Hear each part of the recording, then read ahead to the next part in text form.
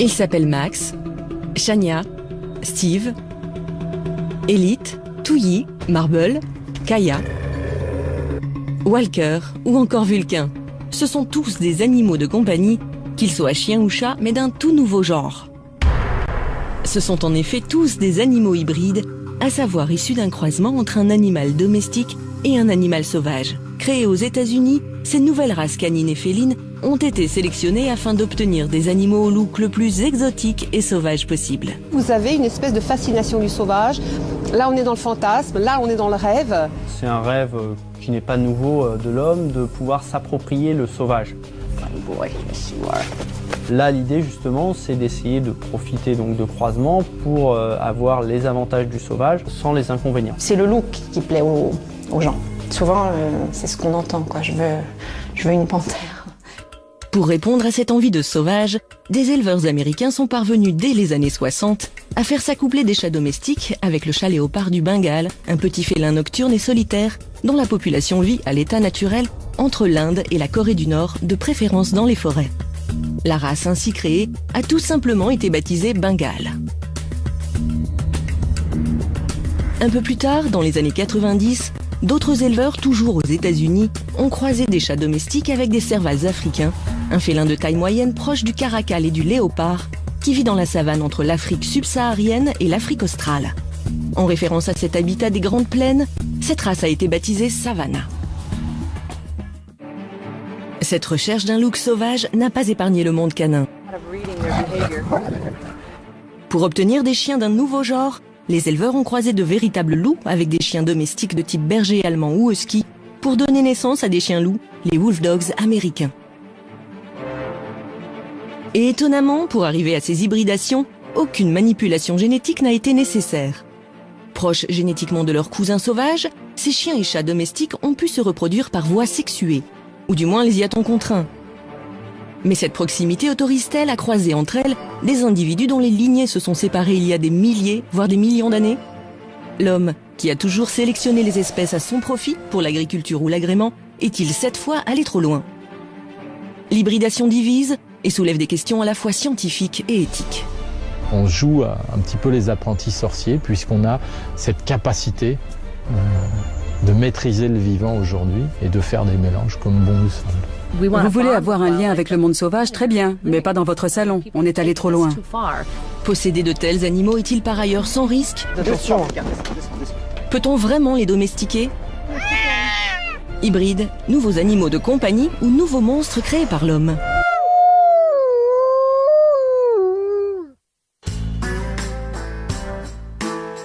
Notre enquête commence aux États-Unis, là où les premiers chats hybrides ont vu le jour.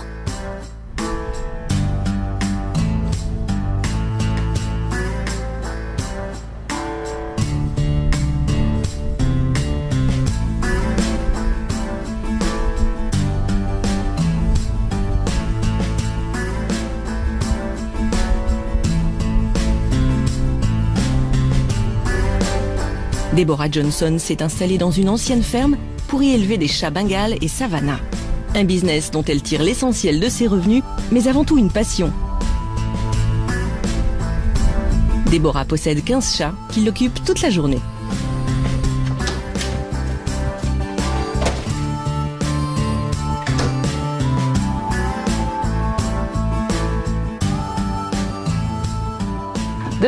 Ça, c'est mon mot égyptien, Isis.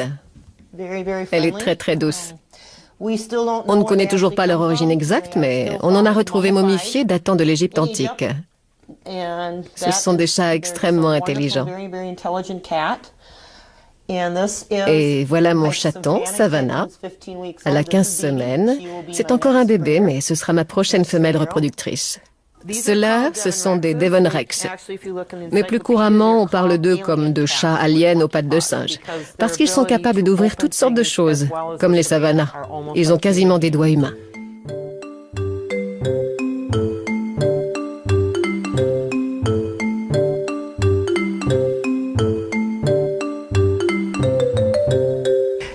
De ce côté-ci, je vais aller voir ce qu'ils font. Elle, c'est Souina, la sœur d'Isis, un mot égyptien de couleur bronze. Ici, vous avez Comail, le voilà. On le surnomme le roi Comail. C'est un Bengale à rosette. Vous verrez peut-être Max aussi. Je suis sûre qu'il se cache quelque part. Et je vais vous montrer mes bébés Bengales. Ils ont seulement 3 semaines. Je vais m'approcher tout doucement parce que je ne veux pas que leur mère sorte. Coucou les bébés. On les a appelés Miss Marble One et Miss Marble Two. Le père a du sang du chat léopard du Bengale, mais il est très doux. On le surnomme le clown. Il a une très grosse tête et une jolie robe tachetée. Voilà les bébés. Bonjour. Ce sont des bébés Bengale, des F3. La classification en F permet de déterminer la proximité des chats avec l'espèce sauvage d'origine. Un F1 est la première génération d'un croisement entre un félin sauvage et un chat domestique. Un animal F2 correspond à la seconde génération et ainsi de suite. Évidemment, plus on s'éloigne de l'animal sauvage originel, moins les traits physiques sauvages sont marqués et le prix varie en proportion. Plus les chats ont l'air sauvages car ils sont proches des félins, plus ils sont chers.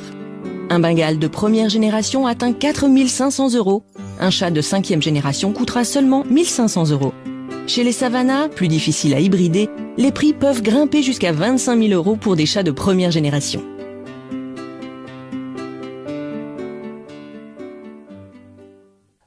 Ils ont un peu de sang de chat léopard du Bengale en eux, un pourcentage infime. Le père, Carrie, en a plus. Ces femelles en ont peut-être 5 à 7%, pas plus.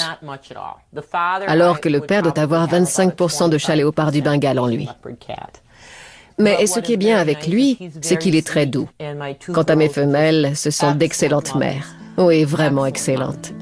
Marble One a donné naissance à 4 chatons. Une performance chez ces hybrides qui souffrent de nombreux problèmes reproductifs. Stérilité, naissance prématurée, portée d'un seul chaton, comme si la nature rappelait que ces croisements n'étaient pas tout à fait dans l'ordre des choses. Je m'en occupe tous les jours. Je les manipule tout le temps. Ils reconnaissent ma voix. Je trouve que c'est très important de les socialiser.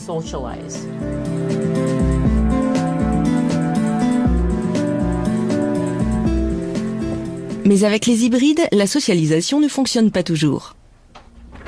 Regardez, voilà Max. Avec un père serval et une mère chat domestique, Max est un parfait modèle de chat hybride de première génération. Un look et une démarche 100% sauvage, mais un caractère qui l'est tout autant. Impossible d'approcher cet animal pour le moins furtif et craintif. Tu es un bon chat. C'est très compliqué d'obtenir un F1 comme celui-ci. Tu es un bon chat. Oui, tu es beau. Il adore qu'on lui parle et il comprend quand on lui dit bon chat. Il vous observe.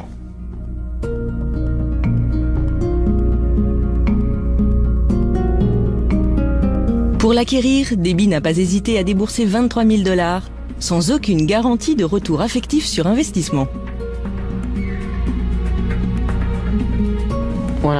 Quand je l'ai eu, il avait 6 mois. On ne pouvait pas l'approcher. Il m'a fallu 2 ans pour le rassurer, pour lui faire comprendre que les humains ne lui voulaient pas de mal. Salut, Bibi. Celui-là, c'est un Savannah. Il est très athlétique, un peu comme le Bengale. Si le contact est plus facile avec les générations postérieures, on reste loin du gros minou qui ronronne sur les genoux. Hyperactifs et insatiables, les Savannah sont les champions toutes catégories du saut en hauteur et autres performances acrobatiques. Une aptitude spécifique au cerval qui sont capables d'effectuer de spectaculaires bonds pour attraper leur proie.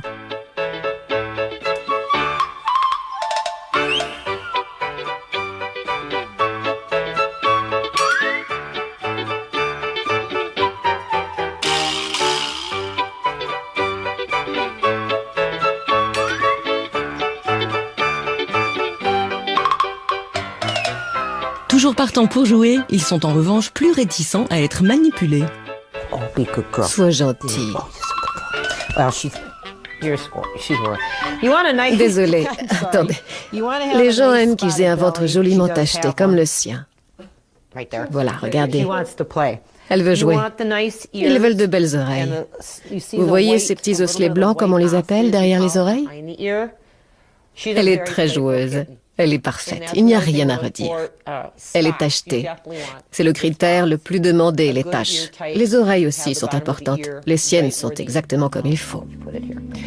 Je ne sais pas comment vous expliquer, je vais vous montrer. Attends, excuse-moi. Vous voyez ces bandes qui partent des yeux et qui vont jusqu'au bas du lobe des oreilles?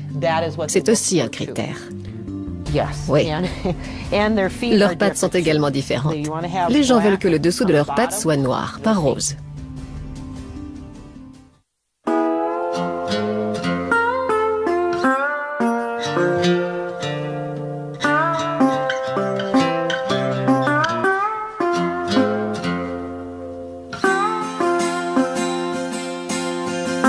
La passion de Deborah pour les félins n'a pas de limite. La législation étant très permissive dans le Wisconsin en matière de détention d'animaux sauvages, elle a pu acquérir un véritable serval africain.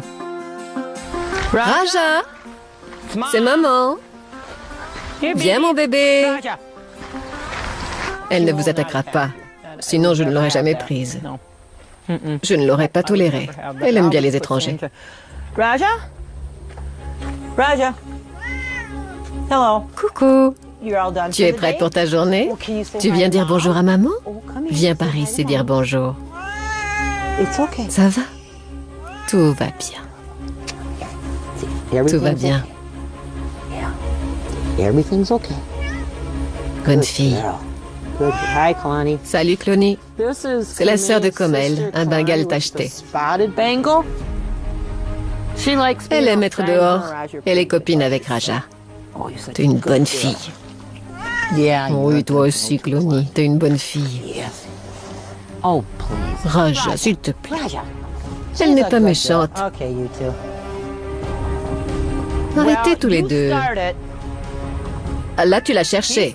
Elle l'a cherché après, forcément.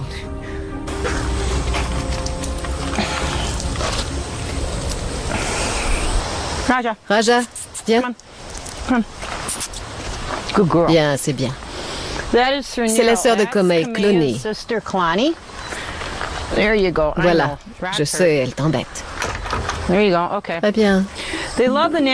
Ils raffolent des grandes prairies, des herbes hautes. Elle adore aller se dissimuler dans la broussaille près des marécages. De temps en temps, elle va tomber sur une grenouille. Ils chassent comme les chats domestiques. Les rongeurs, les grenouilles, les petits oiseaux. Ils aiment être au milieu des herbes hautes parce qu'ils peuvent s'y tapir s'ils sentent une menace. Même si Raja est attachée à sa maîtresse, elle demeure un animal sauvage. Une promenade, même en laisse, se transforme toujours en une partie de cache-cache où Raja disparaît dans les hautes herbes, laissant le soin à sa maîtresse de la retrouver. Où es-tu?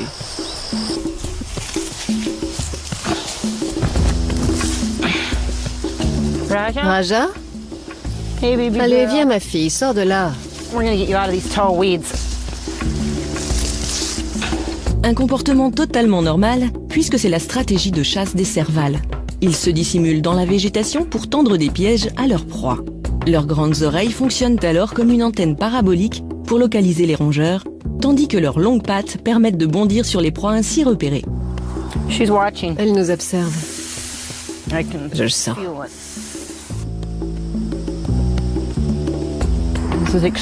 C'est extraordinairement rare d'avoir un animal pareil auprès de soi. Elle reconnaît très bien son nom, mais elle reste un animal sauvage. Je pense que si je la lâchais, elle n'irait pas bien loin, mais je ne veux pas prendre de risques.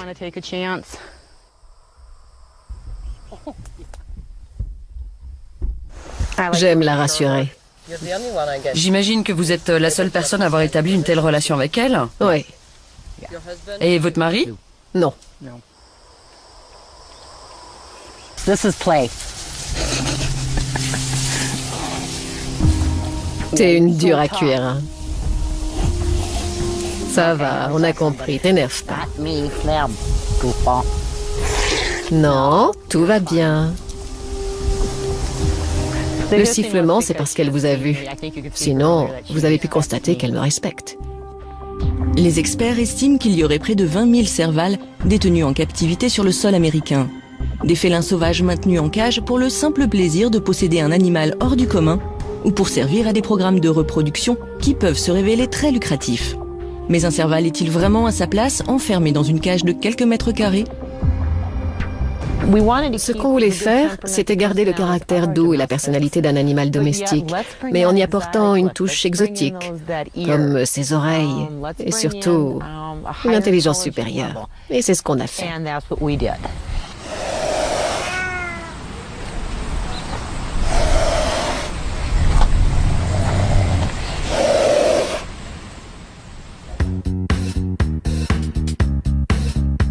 Cette mode des chats hybrides est en train de conquérir la France. Si les Savannahs sont encore peu répandus, les Bengales y sont eux bien implantés. Importé dans l'Hexagone dès 1989, le Bengale est une race reconnue par le LOF, le livre officiel des origines félines. Il serait environ 8000 aujourd'hui. Seuls cependant sont autorisés légalement les chats de 4e génération ou plus. Agnès Guéraud s'est tellement éprise de cette nouvelle race qu'elle s'est lancée dans l'élevage il y a 4 ans, en plus de son travail. Une passion qui lui demande un fort investissement en temps, mais aussi en argent. Car sa passion n'a pas de limite, elle est allée chercher ses chats dans les meilleures lignées à l'étranger et les a inscrits à des concours félins. Pour chacun de ces chats de compétition, elle débourse en moyenne 10 000 €. Alors, cette chatte s'appelle Nala. Enfin, son vrai nom, c'est Legadema. Et donc, c'est une petite femelle qui a 7 mois et demi. Donc, cette petite chatte est très très belle. Elle a déjà gagné pas mal d'expositions puisqu'elle est des junior winner. On les a fait venir des États-Unis. C'est le berceau de la race. Oh mon pépé, mon pépé. On peut passer des heures à le regarder, on ne s'en lasse pas. On rentre, parfois on se dit mais qu'est-ce qu'il est beau. Oui. On rentre à la maison et on est surpris de les avoir à soi, quoi, de voir ces chats-là magnifiques.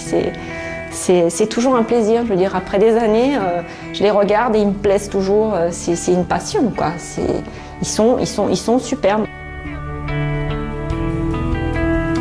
Superbe, certes. Et surtout plein de vie. Gare au bibelot et au mobilier fragile. Là, en pleine activité. C'est rien. Voilà. Non.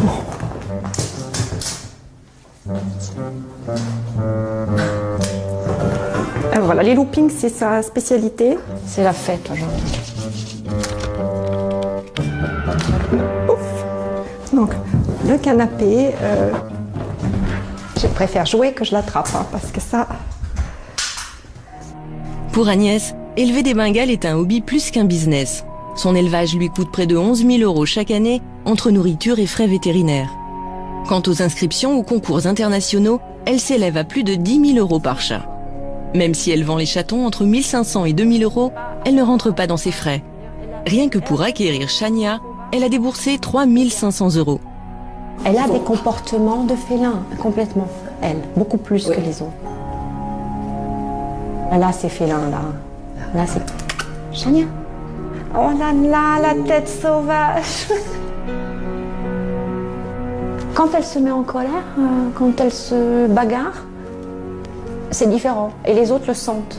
Rivalité et marquage de territoire sont monnaie courante avec les Bengales, pour qui l'usage de la litière est loin d'aller de soi. Ah oui, c'est difficile, hein. Je pense qu'elle a fait pipi pendant que je parlais, donc je l'ai vu faire. Donc ça, c'est le problème. Il y a beaucoup d'odeurs ici, donc forcément, ils passent les uns les autres, ils marquent leur territoire.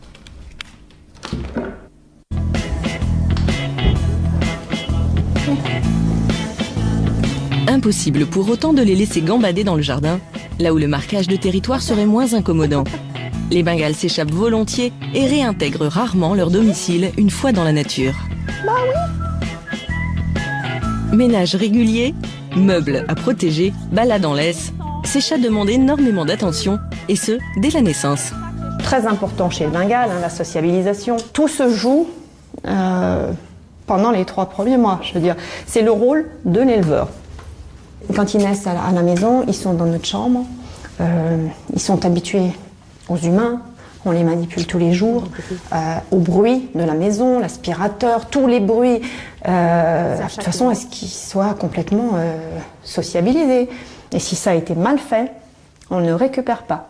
Je vous montrerai un exemple de ma première chatte qui a été importée d'Allemagne. J'ai jamais récupéré, elle a 4 ans. Elle a peur, la pauvre. Donc ça c'est Darjeeling. Et donc qui est un petit peu sauvage. Alors elle est adorable, hein. Elle n'est pas du tout agressive, du tout. Elle a juste un peu peur. Viens Darji, viens Darji. Elle est très timide, ouais, elle est très timide. Viens ma chérie. Donc voilà, regardez, voyez, elle a peur. Un peu biche. Elle n'est pas rassurée, donc on ne les met pas. Donc je la prends peu parce qu'en fait, je ne veux pas la mettre mal à l'aise. Donc elle est... Attends, Jim.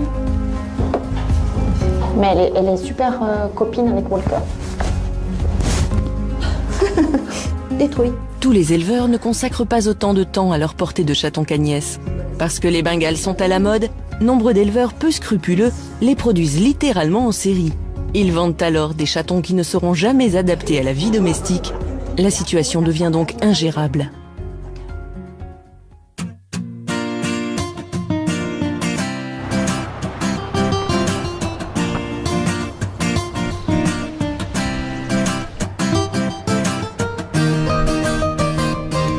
Aux États-Unis, où ces chats hybrides existent depuis plusieurs décennies, le problème a pris des proportions inquiétantes. Dans ce refuge pour félins, le Wildcat Sanctuary, accueillir ces chats abandonnés par leurs propriétaires est devenu un casse-tête quotidien. L'ambition de Tamitis, la fondatrice du refuge, était pourtant tout autre à la base. Elle souhaitait seulement recueillir les grands félins que leurs maîtres ne parvenaient plus à gérer ou à nourrir. Qu'il s'agisse de tigres, de cougars, de lynx ou de serval, animaux sauvages que n'importe qui ou presque peut détenir dans son jardin aux États-Unis. Mais depuis 9 ans, ce refuge voit affluer les chats hybrides. Aujourd'hui, le Wildcat Sanctuary compte 120 pensionnaires, dont 40 chats hybrides. La plupart des gens achètent des hybrides parce qu'ils les trouvent beaux, sans prendre en compte la personnalité, le tempérament de ces chats. Ici, on dit souvent en plaisantant, on ne se marie pas avec quelqu'un pour son physique. Ce genre de mariage ne dure pas.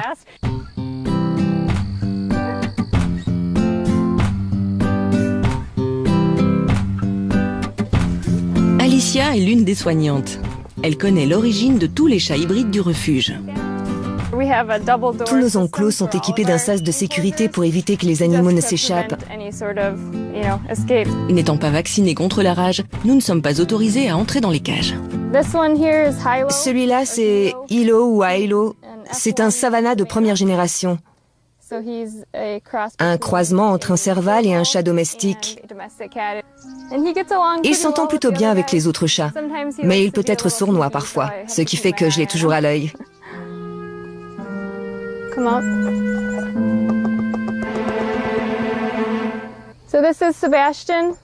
Lui, c'est Sébastien, un Bengale.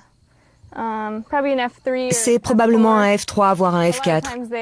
Le plus souvent, on ne leur trouve pas de famille adoptive parce qu'ils font leurs besoins en dehors de leur litière, ou encore parce qu'ils sont agressifs avec les autres chats.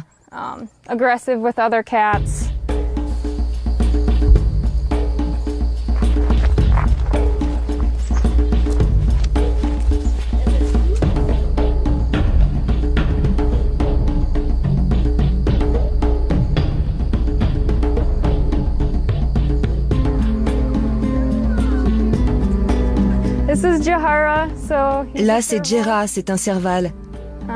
Il appartenait à un particulier dans le Wisconsin. Sa propriétaire avait aussi des Bengales, donc on suppose que son plan à l'origine était d'élever des Savannahs de première génération pour les vendre. Mais Jera s'en est pris à elle. Au début, il se montrait plutôt amical avec sa maîtresse, elle rentrait même dans sa cage, mais au fil du temps, il est devenu de plus en plus agressif envers elle et il s'est mis à l'attaquer. Alors elle a décidé de le placer chez nous pour qu'il puisse retrouver une vie d'animal sauvage.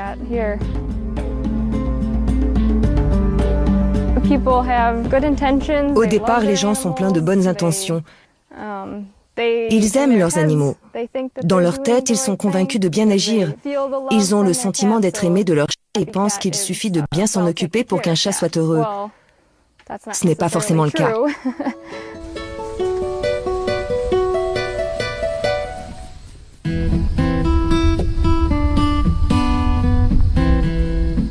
Chaque jour, il faut nourrir ces populations d'hybrides abandonnés. Pour cette association qui ne vit que des dons privés, c'est un travail et un budget conséquent. Ça représente environ 55 kilos de viande par jour. Ça va des cuisses de poulet aux morceaux nobles du bœuf, en passant par des proies comme les rats, les lapins ou les souris.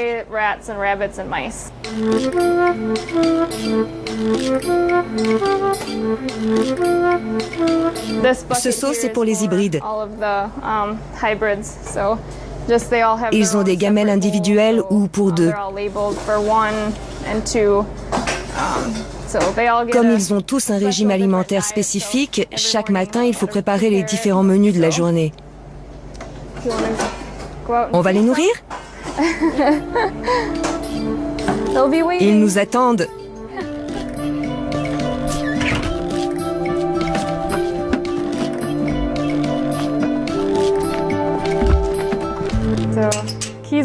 Kisa est une F1.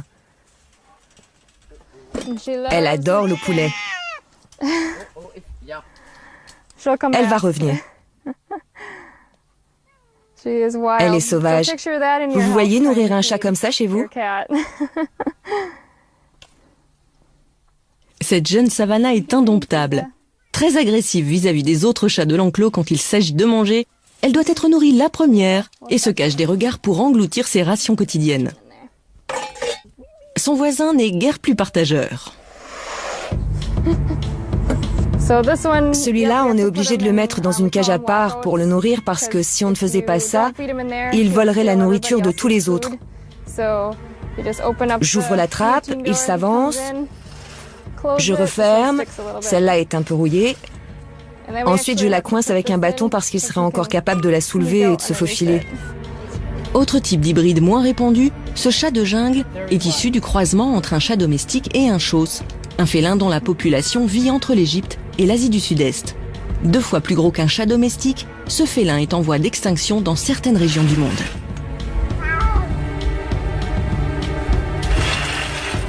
Cette agressivité peut se retourner contre les autres animaux de la maison, mais aussi les jeunes enfants.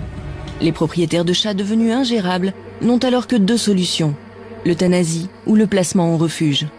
Il n'en existe malheureusement que 4, tels que le Wildcat Sanctuary pour l'ensemble des États-Unis. Et les demandes surpassent de très loin les capacités d'accueil. On reçoit environ 40 appels par mois de gens qui veulent se débarrasser de leur Bengale, avec toujours les mêmes récriminations. Mon chat fait pipi dans la maison, mon chat urine sur mon mari, sur les meubles, il a mordu mon petit ami. Le problème le plus fréquent, c'est qu'ils urinent partout.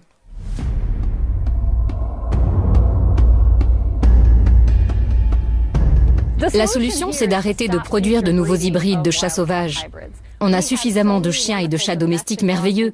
Pourquoi en créer de nouveaux si c'est pour leur réserver ce destin? Ne contribuez pas au problème en achetant votre animal chez un éleveur. Notre slogan, c'est adopter au lieu d'acheter.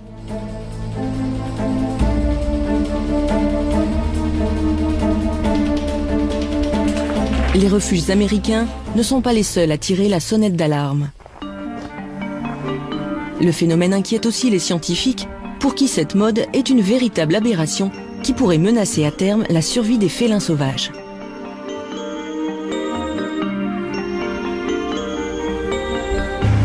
Bonjour. Grégory Breton, qui parcourt le monde pour recenser les espèces félines dans leur milieu naturel, travaille en étroite collaboration avec les douanes qui lui remettent régulièrement des individus issus du trafic d'animaux sauvages.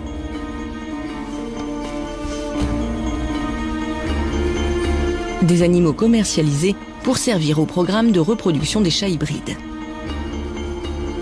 Alors actuellement ici dans notre parc, là, le parc des félins, on a 5 chats léopards du Bengale adultes et il y en a 3 qui sont ici saisis de douane ou qui ont été confiés parce que des éleveurs n'en voulaient plus.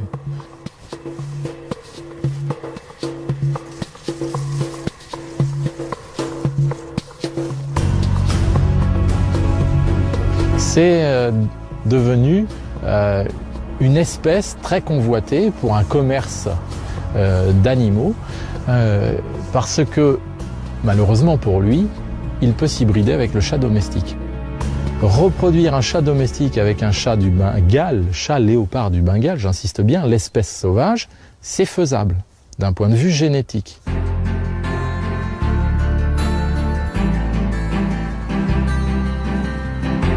Parce qu'ils sont génétiquement proches, les félins peuvent s'accoupler et avoir des petits.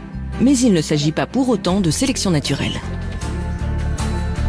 Ce que l'on fait, c'est qu'on force les animaux à avoir des petits qui n'ont rien à voir.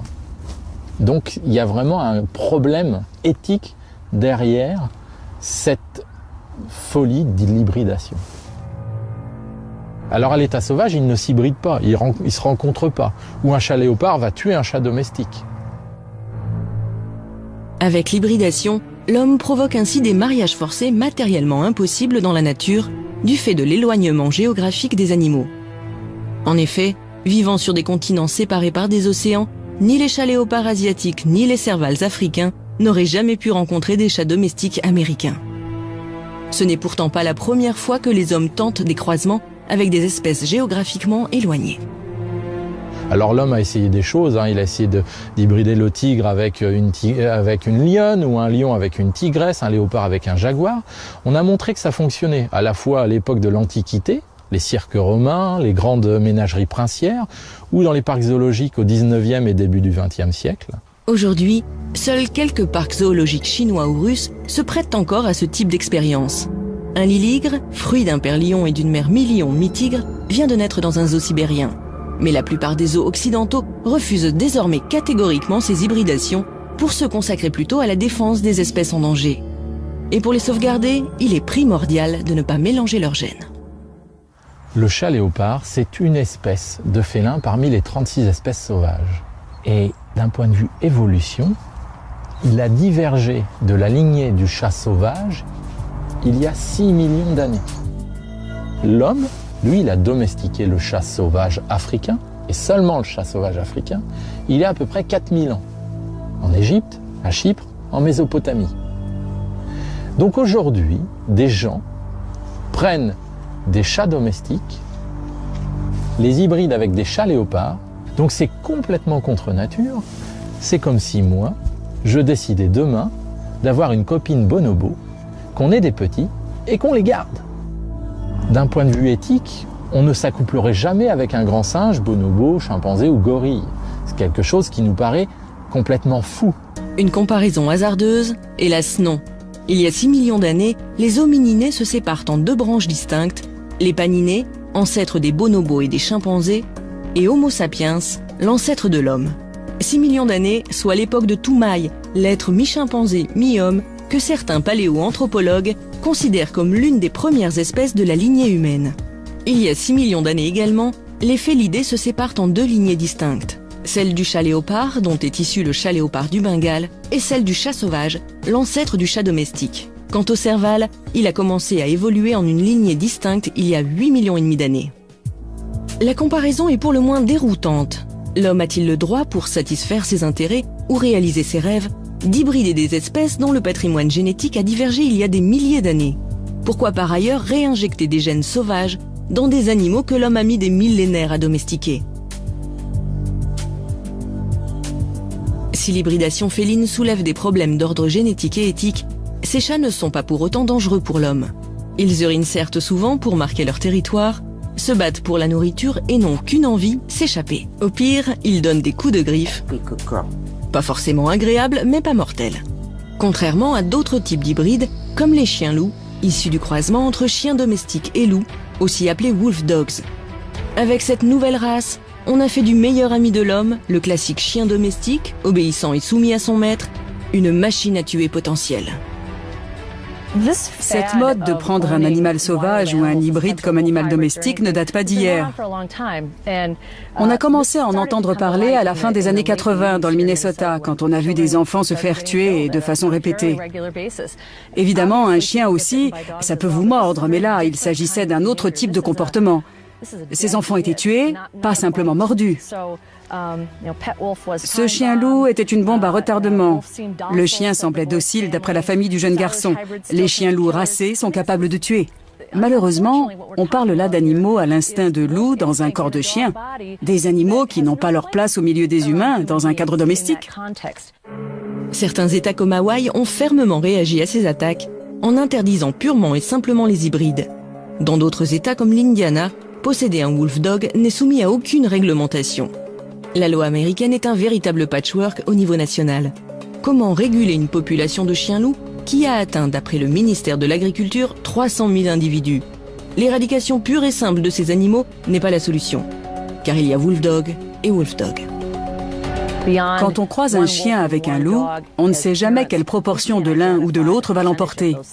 Au moment de la division cellulaire, il est impossible de prédire quelle part du patrimoine génétique de chaque parent va être transmise à l'individu. Au niveau comportemental, ça va engendrer un sacré bazar. Dans cette loterie génétique, le meilleur comme le pire peut surgir. Dans certains cas, ces croisements donnent naissance à ce que les Américains appellent des low contents, des chiens-loups contenant très peu de gènes lupines.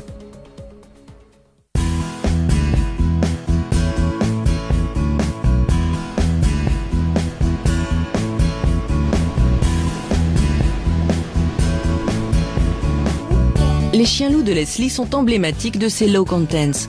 Physiquement, ils sont proches des bergers allemands ou des huskies. De caractère, ils ont tout du bon toutou obéissant. Leslie emmène Steve, son jeune chien-loup de 4 mois, et Touyi, une femelle de 2 ans, en promenade. Viens là.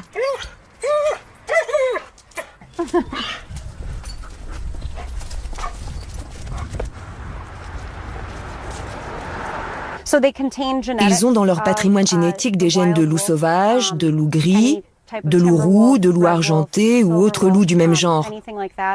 Ça, c'est pour la partie sauvage du mélange. Et pour l'autre partie, ils ont des gènes de chiens, de malamute, de berger allemand ou de husky. On les prend quand on veut obtenir un chien-loup parce que ce sont les chiens les plus proches du loup génétiquement.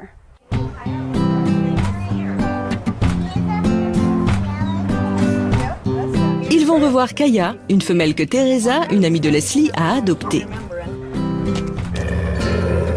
Elle, c'est Kaya. Coucou Kaya.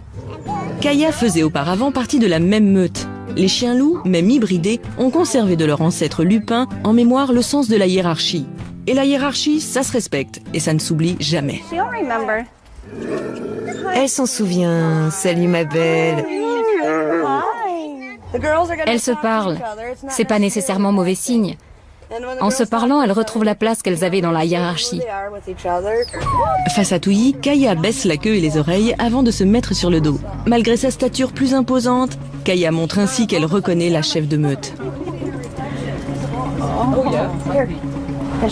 C'était la femelle de sa meute. C'est ce qu'elle est en train de signifier à Kaya. Que c'est elle la femelle dominante et Kaya l'accepte encore parce qu'elle est plus jeune.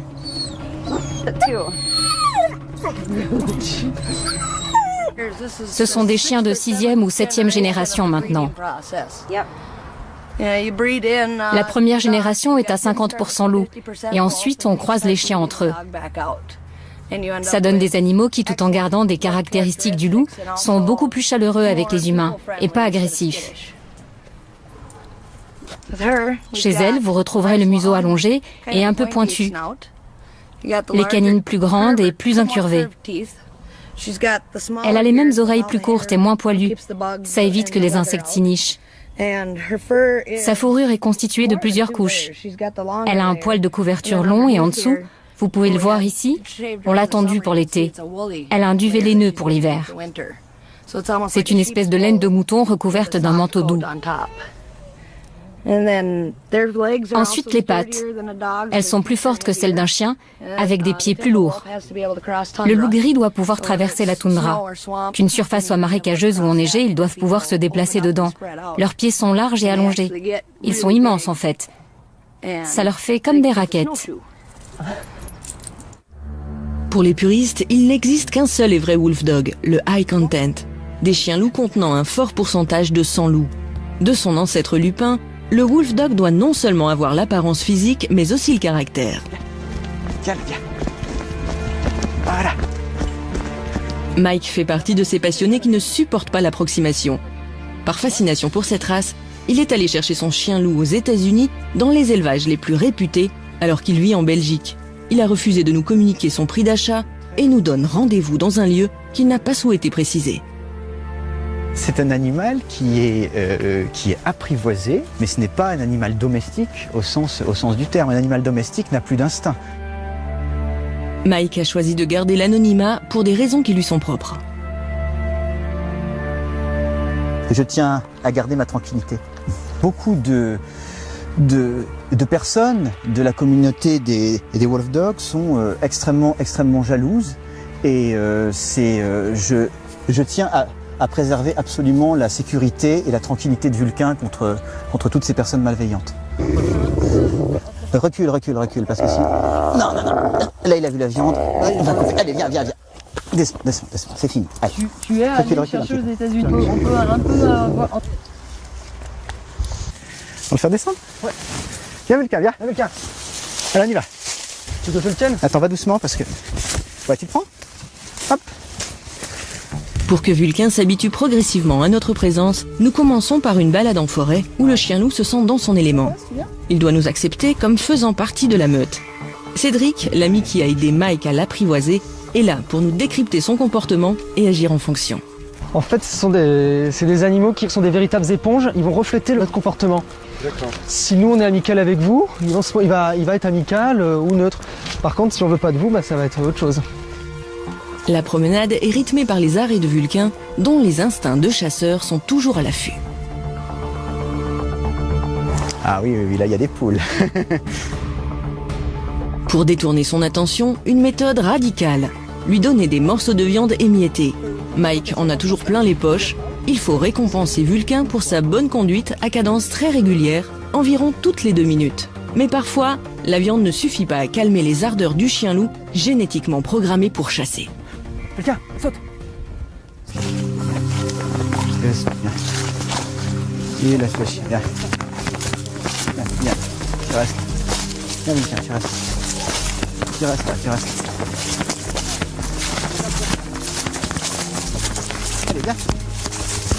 Allez, viens. Viens. Allez, viens. Viens Vulcain, doucement. Allez, viens doucement. Il est pas content, il aime pas beaucoup les chiens. Non, mais vous inquiétez pas, c'est pas sur vous. C'est le chien qui lui plaît pas, c'est tout. Allez, viens. Tu laisses le chien. Allez, on y va. Allez, Vulcain. Il y a des choses plus intéressantes à faire qu'à poursuivre un chien, franchement. Allez, viens. Et c'est un animal qui est très joueur aussi, donc la personne qui désire un Wolf Dog, faut qu'elle se dise que pas de vie d'appartement, à pas bouger. Et par contre, si la personne aime sortir, aime bouger, tout ça, alors là, c'est le paradis parce que c'est un animal, on peut l'emmener partout, on peut faire par tous les temps, neige, froid, tout ça. À moins 15, vous le sortez sans problème. Hein. Et plus vous le sortez, plus vous êtes reconnaissant, plus les relations s'améliorent. On remonte? Allez, hop là. Mike avoue parcourir jusqu'à 15 km par jour avec Vulcain pour qu'il se défoule. Au programme, jeu de balle. Hop là. C'est bien Vulcain.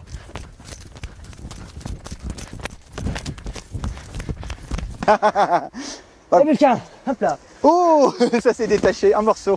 Wolf Dog destructeur. Allez, viens, on y va. Viens. Mais aussi baignade dans une eau automnale un peu frisquette. Son maître n'hésite pas à mouiller la chemise. Rien n'est trop beau pour ces chiens loups qui ont besoin de se défouler et d'être stimulés en permanence.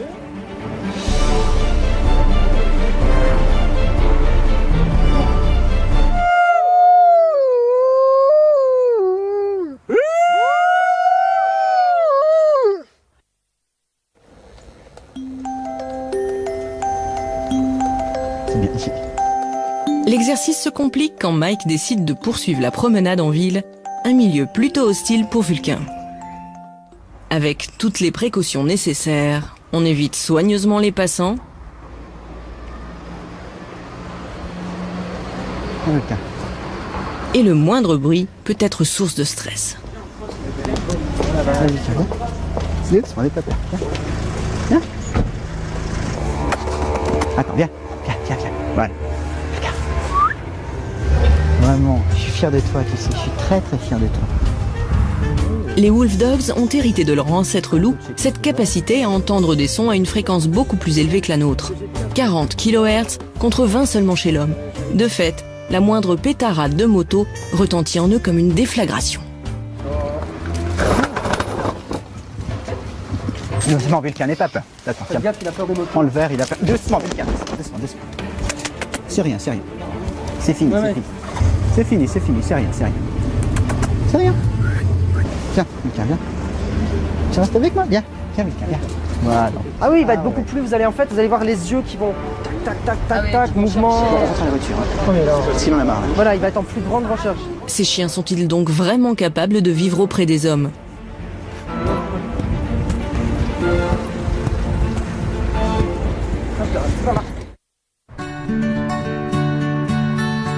Pour Peggy Callahan, qui étudie le comportement des loups en captivité au Wildlife Science Center, ces hybridations sont en totale contradiction avec la nature même des loups.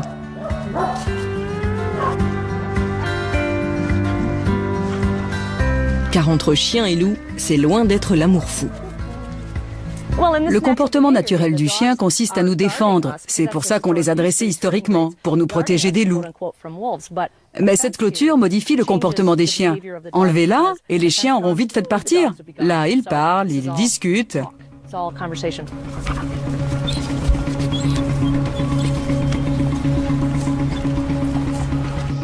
Tout le monde est content. Les chiens pensent bien faire leur boulot et les loups se disent « Un de ces quatre, je vais te dévorer ».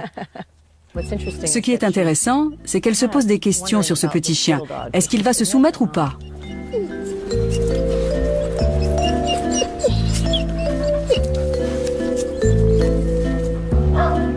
Alors forcément, quand on croise ses frères ennemis, le cocktail est détonnant. Non. Reste ici. Venez avec moi. Salut. Non. Toi, tu restes là.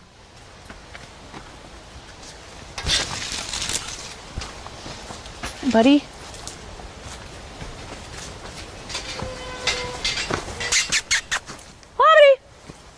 Hi guys. Salut vous. Venez par ici. Hi, Coucou. Nelly. What's up? Ça va? Salut toi. Come here. Bien. Hi. Bonjour. Good boy. Come here. C'est bien. Approche-toi. Ces animaux sont des hybrides de chiens et de loups, sans qu'on puisse dire quel pourcentage du chien et quel pourcentage du loup ils ont en eux. Si on regarde leur physique, leur phénotype, on peut observer que la femelle a plus de caractéristiques du chien que le mâle. Elle a un pelage clair, le mâle est plus foncé. Lui a un corps fin, plus proche du loup. Il n'empêche que tous les deux ont tué des chiens alors qu'ils étaient encore très jeunes. Ça, c'est un comportement de loup. Elle avait 4 mois quand elle a tué un chien. Vous imaginez? Un chiot qui tue un chien. C'était un petit chien, mais quand même. Lui avait 6 mois quand il a tué un chien qui jusque-là était son copain. Il connaissait ce chien et pourtant un jour, il l'a tué.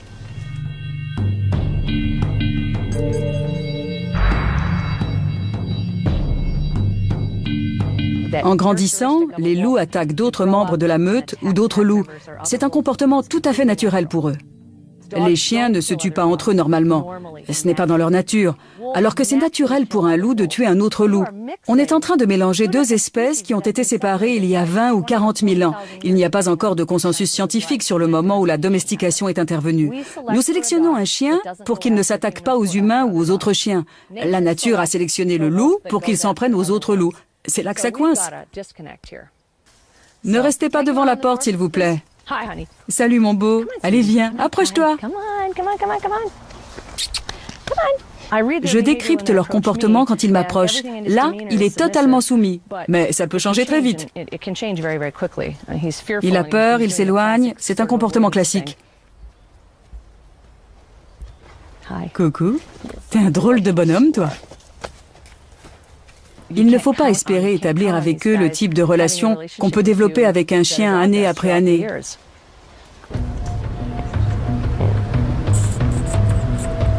Come on. Hi. Hi. Il a de sacrées canines. Elles sont longues. Elles vont jusqu'à sa lèvre inférieure. C'est bien. Elle est extrêmement agressive. Pas avec les gens, mais avec les autres animaux. C'est dans son tempérament.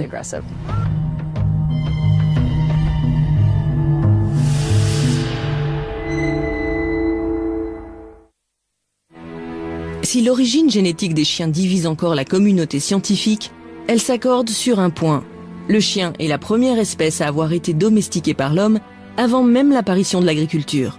En croisant un loup et un chien, c'est un peu comme si les hommes d'aujourd'hui recommençaient le lent travail de sélection entrepris par leurs ancêtres du Paléolithique supérieur. Certaines populations de loups se seraient différenciées en fait pour se rapprocher des campements humains et profiter de tout ce qui était déchets. De ce fait, il y aurait une sorte de phénomène d'autodomestication, c'est-à-dire qu'effectivement les loups les moins craintifs vis-à-vis de l'homme étaient ceux qui pouvaient récupérer le plus de nourriture. Puis donc en fait, on a eu dans un premier temps effectivement une sélection sur ce degré de sociabilité vis-à-vis de l'homme. Seuls les animaux qui acceptaient le contact avec les humains ont donc pu être domestiqués. Les autres, bien plus nombreux, ont toujours refusé de se soumettre à l'homme. Ni les chats du Bengale, ni les servals, ni les loups n'ont jamais accepté de vivre avec les hommes. Les hybrides toléreront-ils mieux cette situation ou resteront-ils toujours des animaux sauvages dont le seul rêve est de recouvrer leur liberté ?